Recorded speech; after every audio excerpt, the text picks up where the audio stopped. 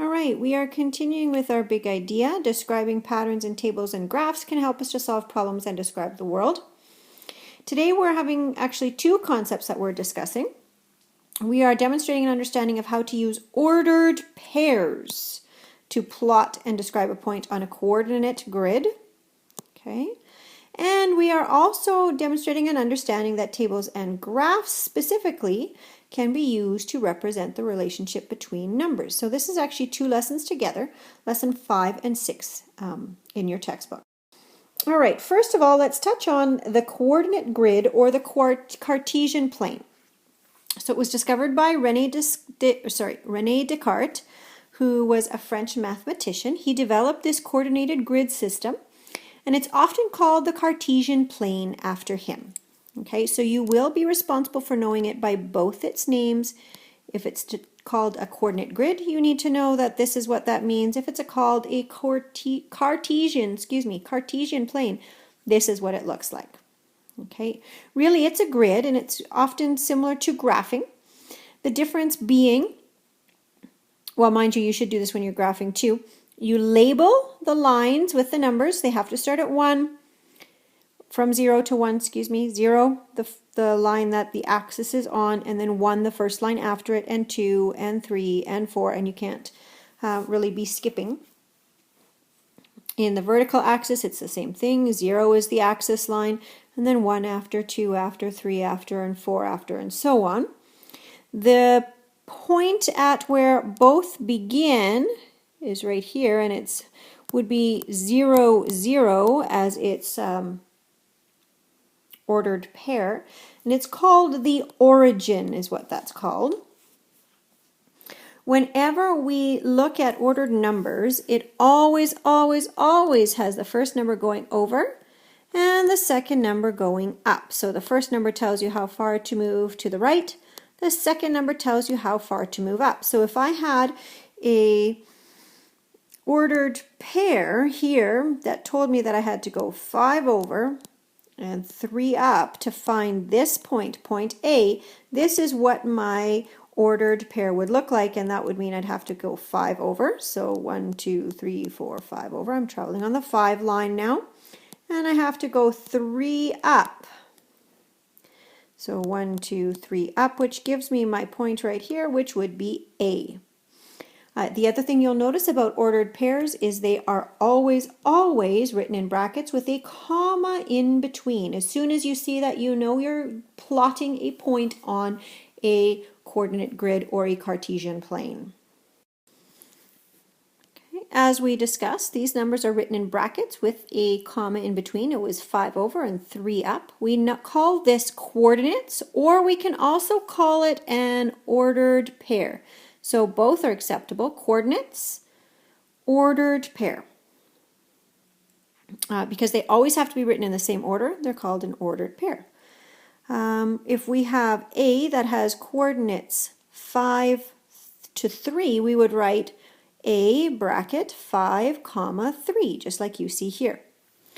Point 0, or the origin point, would have coordinates 0, 0 with brackets and commas, because you don't move anywhere to plot that point. Okay, couple things to remember. The horizontal axis moves along the right.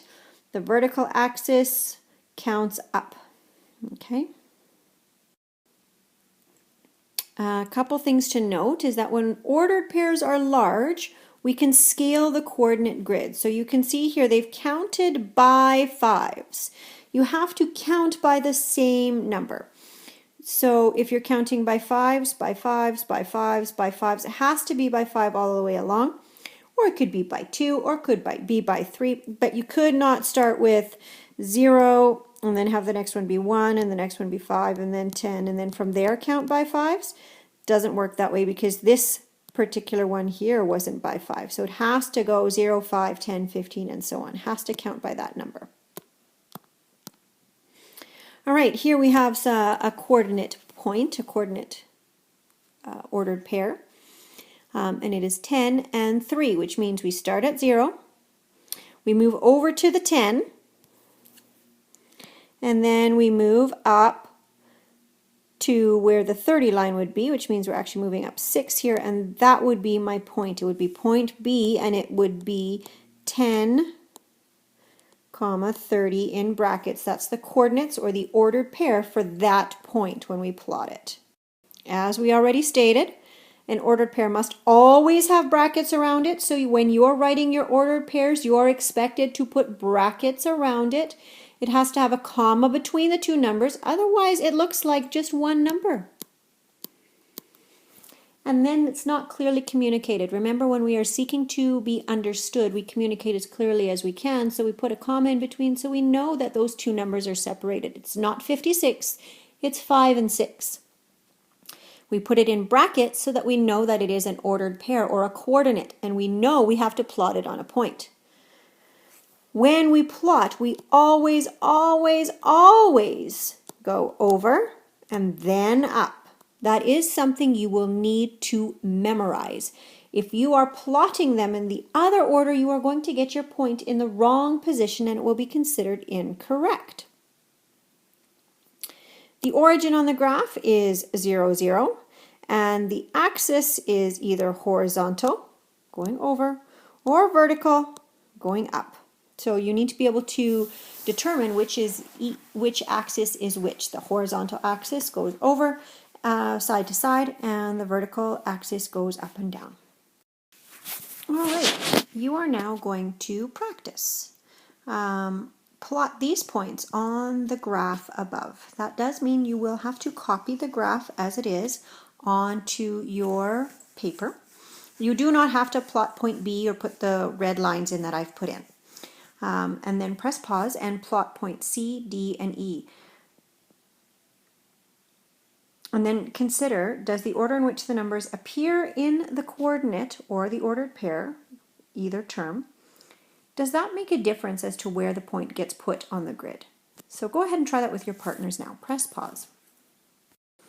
All right, so let's try plotting our points. So point C is 5 over and 10 up. So I'm going to go over to 5 and I'm going to go 10 up, which means I'm going to plot my point right here. I put the dot and then I write C beside it. Do not write C directly on the point. Make sure you plot the point. So there should be a point there, should be a dot there. D, 20 and 15, so 20 over, I'm going to go over to 20, up to 15, and that's where I'm going to plot my point, and that's point D. Would it make a difference if I plotted them in a different order? Well, let's just double check to see if that would make a difference. If I went up this many and over this many, what would happen? Okay, so I'm going to go up 20, I'm going to go over 15. That would make this point D, which is incorrect. So yes, it does make a difference. You always have to go over and then up. Let's try the last one, 15 and 20. So I'm going to go over 15 and up 20. Oh, that's going to be my spot. It's that spot that I just thought was D, but was incorrect about. So this is E. Does the order make a difference? Yes, it definitely does. We always have to go over and then up, or it plots the point in a different spot, which would be the incorrect spot. So being careful about that. Now, today, we're also going to move into how then, if we now know how to plot points, how do we plot a table or a pattern? Well, when we make a pattern into a graph, what we do is we take the table and each column becomes one of the numbers in the ordered pair. So figure number, the first number, becomes the first number in the ordered pair. The number of tiles becomes the second order in the number in the ordered pair. Again, we need brackets around and a comma in between. Always, always, always, the first number becomes the first coordinate. The second number becomes the second coordinate. And then we have to draw our graph. All right, so first we have to label everything. The number of tiles in a pattern is our title for our entire graph. We always need a title for our entire graph. We also need a title for our horizontal axis, and we need a title for our vertical axis. If our horizontal axis, or the number that's going over, which is the first number, is our figure number, that's what it should be labeled, figure number. And if we look back at our table, we can see that the largest number is 7. So we would have to label our graph at least up to 7.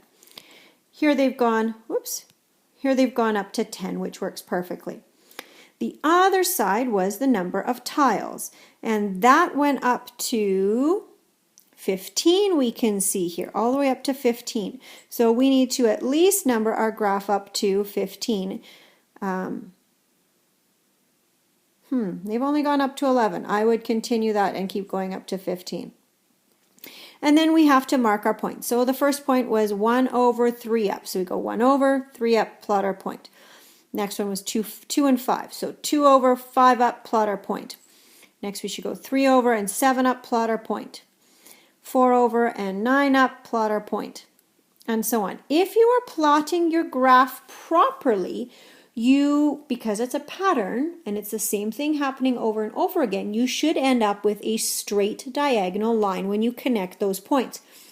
If you do not end up with a straight diagonal line when you connect those points, that is an indicator that you've done something wrong. So double check. You should end up with that diagonal straight line. We're noticing that each time you're moving 1 to the right and 2 up. Okay, and we can see that. 1 square over, 2 squares up. 1 square over, 2 squares up. 1 square over, 2 squares up. That would be another way to double check that you're doing your plotting of your points correctly. So from one point to the next, it's 1 to the right, 2 over. And it depends on your graph, of course, but you should see that happen over and over again. 1 over, 2 up, 1 over, 2 up, 1 over. All right, so let's see here. We can graph the relationship shown on an input-output table. And I guess your title for the entire thing would just be input-output table at that point, because it doesn't really have anything beyond that. It's not overly useful then as a graph for us to see what the information is about, but that doesn't matter at this point. Input is always the bottom. Output is the vertical axis. And to create these into ordered pairs, remember, would be 1, 5 in brackets with commas, 2, 8 in brackets with a comma, 3, 11 in brackets with a comma, and 4, 14 in brackets with a comma. We can see that our input increases by 1 each time, and our output increases by 3 each time, which will relate to what happens on our graph. Okay, here we've labeled 1 to 4, because there's 1 to 4 here. Here it goes all the way up to 14. I cannot just start at 5. I have to always start at 0. But this time, because it's going up to 16, I am going to count by 2s on the side here, and that's fine because I'm counting by 2s the whole way. I go from my 0 line to 2, to 4, to 6, to 8, and it's 2s the entire way, so that's perfect. Now let's plot our points. 1 to 5, 1 over, 5 up. Now 5 is going to be right in the middle of 4 and 6, as you can see. 2 over and 8 up. 3 over and 11 up, and 11 again is right between 10 and 12, and that should be at the halfway point. 4 over and 14 up. And we can see that if we were to connect those, we would end up with a nice diagonal line. So we've done that part correctly. We can see that we're going over 1, 3 numbers up, over 1, 3 numbers up. Not number of squares in this case because we've counted by 2s here, so it's not number of squares anymore. Okay, and that would be our graph of our pattern.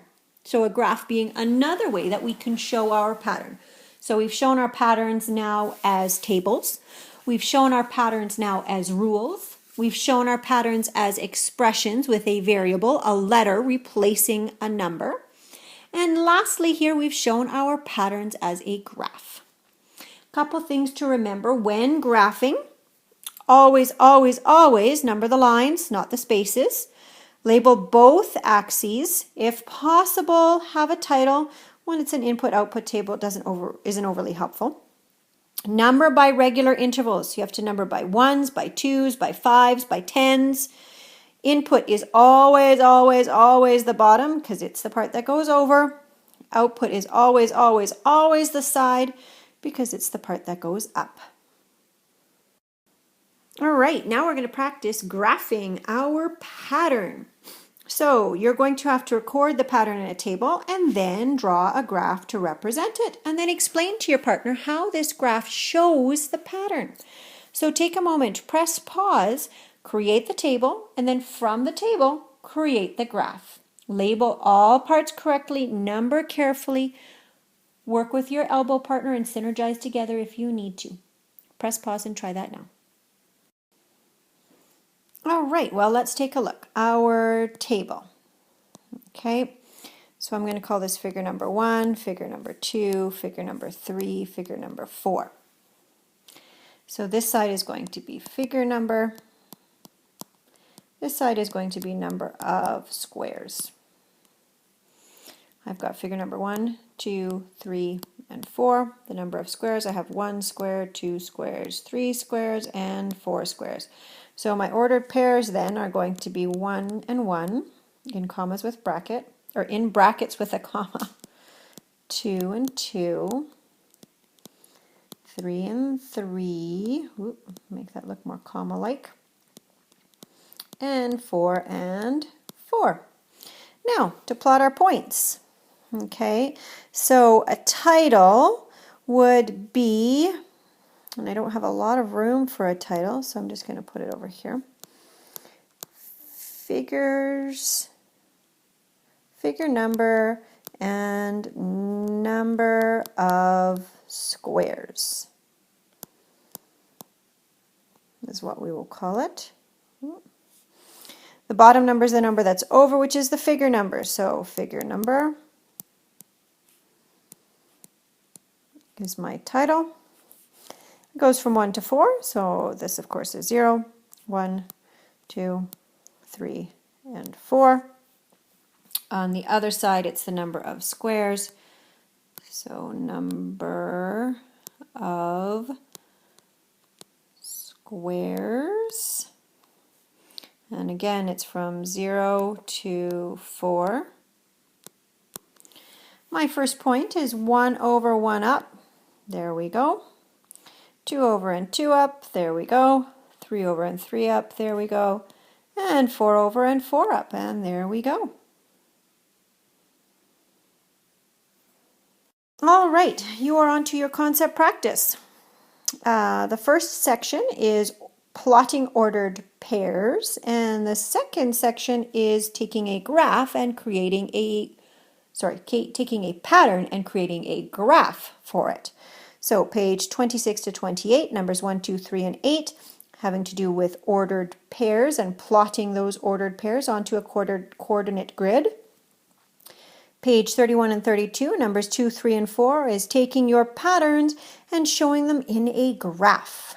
Remember, as you're working, if you have any questions, seek to understand and ask. When you are working, make sure that you show all of your work, clearly draw your tables, and seek to be understood.